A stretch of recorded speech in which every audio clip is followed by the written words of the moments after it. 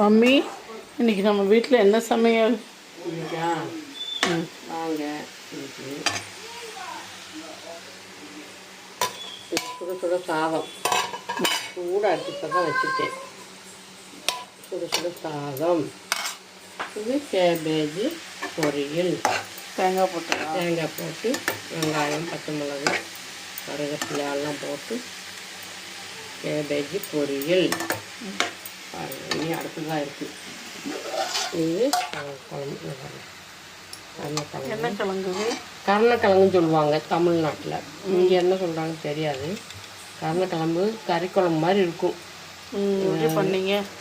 மசாலாவெல்லாம் போட்டு சின்ன வெங்காயம், பூண்டு, இஞ்சி எல்லாம் போட்டு வதக்கிட்டு மசாலா எல்லாம் கூட்டு மாதிரி குத்தி தேங்காய் அரைச்சி ஊற்றி புளியை ஊற்றி வச்சுருக்கேன். மத்தியானம் லெஞ்சி ரெடியாக இருக்குது. வாங்க, முட்டைக்கோசு பொரியலும் சாப்பிடலாம். வாங்க, மத்தியானம் லெஞ்சி ரெடி ஆயிடுச்சு. வாங்க சாப்பிடலாம்.